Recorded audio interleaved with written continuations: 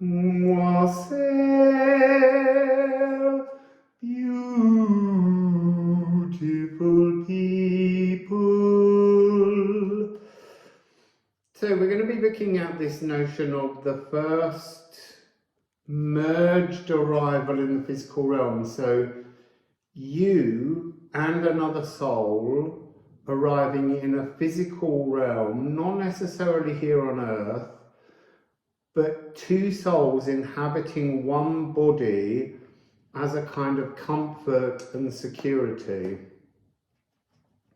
It's interesting to do it today because of the full moon in Gemini, Gemini being the twins, this energy of two souls in one tunnel, because in some places I don't think it was walking around in a human body. So I want to say there's a very strong energy of animism, which is the energy of seeing the spiritual in all things, and also this energy of losing the sense of the divine within to start being told that the divine is outside of us and that somehow we're here being punished. We're not. We're here to remember that we are divine and that we have forgotten. So can we have the first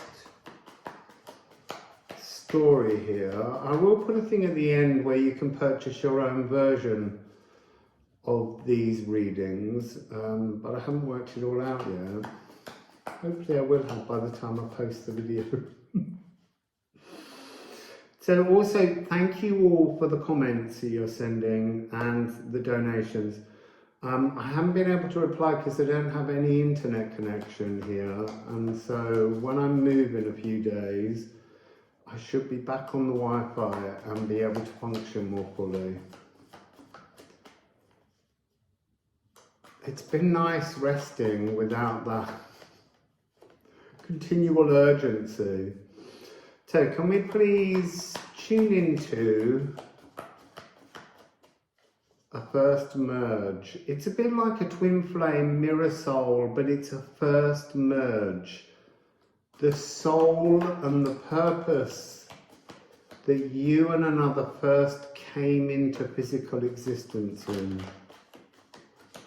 So can we please have some cards to talk about this? There's one there.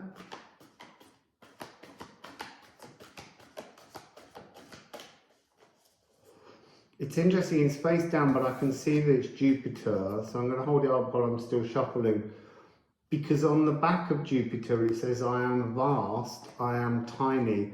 So there's something about, it's talking about the density of coming out of an esoteric, formless, energetic space, and our consciousness being crammed into just the physical world with another was an incredibly heavy, compressing frequency that for this particular connection came across as something kind of unwanted, something of a surprise. I mean, there's a thrill before coming and going, yeah, I volunteer, I want to do that. I want to go down there, and you get together with some other soul, and then you come down here and you're like, oh, it's too small, or the gravitational pull, whatever it is. So what I'm seeing is, it's the slowness with which everything moves. And we have Capricorn. So Capricorn is the fermentation. So this is interesting. So you begin with not really potential. You come in as an energy that is fluid and beautiful, and then suddenly you're compressed and you're trying to ferment your thoughts to free them for some kind of growth. There's also a really strong energy of Janus-based. So the primal scream of recreation, trying to recreate half-remembered knowledge of the place you came from into the density of this world. It's interesting because Jupiter is G and Capricorn is F for Saturn. So we've actually got a kind of Jupiter and Saturn conjunction energy, as if, that's really interesting. The conjunctions are almost like a pressure point at which we half remember or have the chance to remember these merged souls, these mirror frequencies. So this is also the organic transformation, the oldest metabolic pathway, and the fungus of all things. You see, that's interesting. So this is kind of like, this is talking about the very first relationship, two souls in one vessel, and meeting with the fungus. You see, I feel somehow that this is coming down as a plant or a tree or some kind of organically static, non-moving frequency. And there's something within this story, it feels like a long period of linear time that takes place here. And I want to say there's something about the energy of the roots going down into the soil and meeting with the bacteria and the fungus that was very disconcerting, very uncomfortable, and how eventually it feels like the split or the two doors at either end of the Janus Geminus, and Janus is the Janus Geminus as well. Janus, Janus. It's the seeing, it's being caught in linear time. And there was something so disturbing about that energy that it caused a kind of, not an imbalance, but it caused you to, one of the souls to move in one direction and the other to move in the other direction, like a form of separation where one became the main focus of the root seeking the nutrients, the seeker, the energy of reaching out your senses, and then the other soul became the growth, the fertility. That's interesting just in itself. And the trunk being the tunnel, the stability of the two of you merge. But this is also showing that even at the very beginning point of physical life consciousness becoming aware of itself, there's this compression, this density, but this also, this diving deep and this rising up to flower and leaf. It's really interesting energy, and something about, again, just this reminder of the great conjunctions of Saturn and Jupiter. So vast and tiny, kind or spiteful. I'm kind, I'm spiteful. So the shadow aspects that came up here, apathetic, disassociated emotions, dangerously hemmed in, this is Jupiter, unaligned with all energies distorted, because that's the exact experience. If you've only ever been beautiful oneness, a fluid frequency of consciousness in amongst all consciousness, then coming down here, even with another soul, is going to feel incredibly unaligned, and all of your energies will feel distorted. So there's something about a kind of shuddering shadow of the first experience and not being able to shake that free. So the shadow aspect here on Capricorn is pessimistic, drowning in self-doubt. It's so interesting. This is like the birth of shadow. Really fascinating. A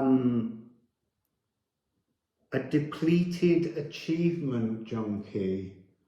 So it doesn't matter how hard you try to grow down and grow up, you just feel constantly depleted, and yet you're addicted to the notion of exploration and growth. It's an incredible frequency. So let's look at the lighter side.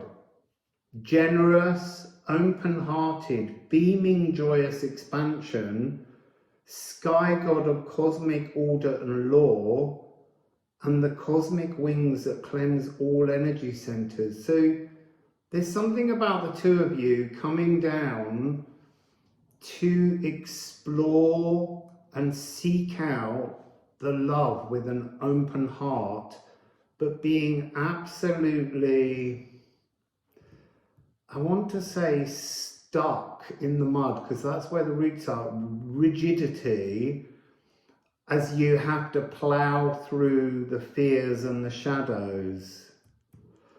So I am kind. So interconnectedness, organic wizardry, the organic transformation. It's so pure, the sense of you growing. It's almost like what you were learning together is the very creation of trees and plants, almost being the architects of the natural world, the planner and mapper of fresh destinies. So there's something in this about how, first of all, there's growth, then there's leaves, then there's flowers, and then there's fruits, and then there's the dropping of leaves, the dropping of fruits, putting the nutrients back over and over again, this cycle of putting nutrients back, recycling the nutrients as being an important part of physical experience. I want to say that the bees are coming through, or the insects, they're coming through as a separate thing that some people experience. So let's just get some runes. Just keeping on. I see 12 minutes already. Too long.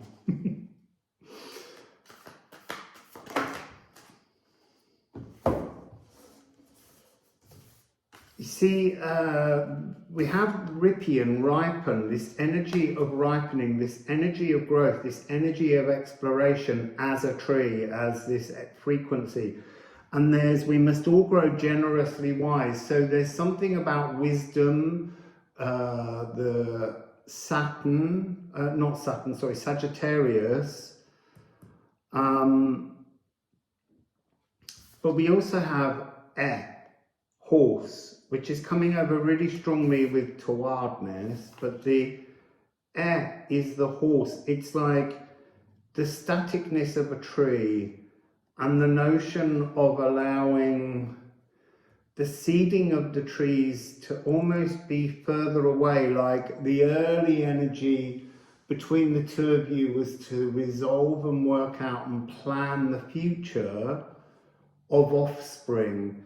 And this idea of sending them on the wind, being carried away, that's somehow really important, believing that from your perspective there was somewhere else that must be better than the space you landed in as your first merge. It's not really romantic, but it's problem solving. That's a really interesting thing. It's really, really working together, finding and honing the skills, ripening, maturing to create architecture of the natural world.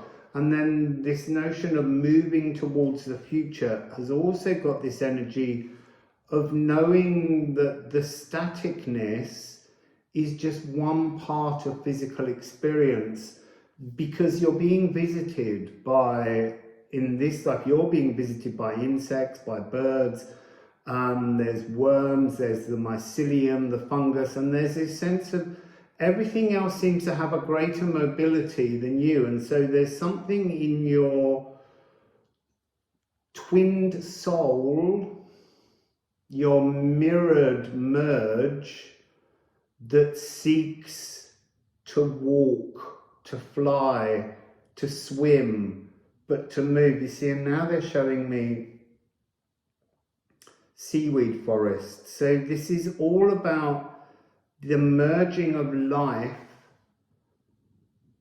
in the physical, the seeking out of the nutrients in the shadows, in the soil, in the darkness, that can create the architecture of life. This is very much, it feels like an energy where you're planning and mapping the shape of the organic, natural world around you. It's a really strongly educational energy. So the two notes that we have here are G, your energy wings, the great cleanser. It's interesting, I'm being shown both the roots and the branches as being the great cleansers, but one's dealing with searching the soil, the earth and the water for the nutrients. The other is exploring the fire, the light, and the air. So this is really about understanding the unity of the four elements. So F is the lower heart, the physical world of Saturn that creates and holds the actionable father nature. So the mother nature is you. You are the consciousness in the cellular form of trees and plants and flowers here.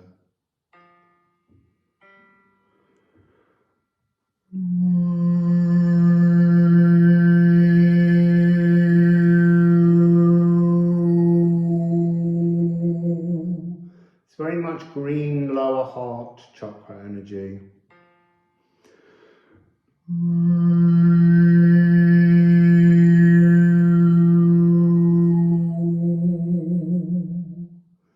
And then the Jupiter frequency, the expansion, the desire to grow, to learn.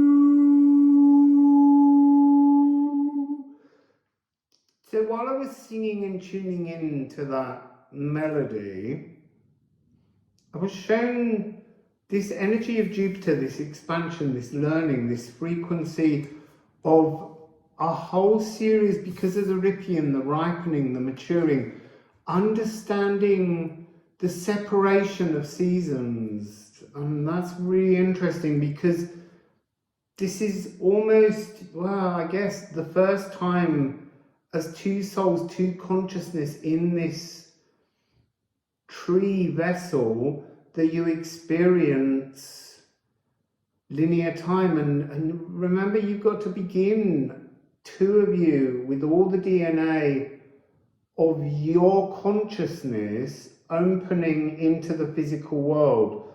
And first of all, sending down a shoot into the soil to create a space through which to absorb the nutrients before you grow upwards. You don't know what you're going to become. That's the interesting thing. It's your combined consciousness that creates this particular plant, shall we say. Yeah, and then learning the linearness of the seasons, the spring, the summer, the autumn, the winter, beginning to understand physical realm cycles that just don't exist in consciousness. Wow, that was beautiful.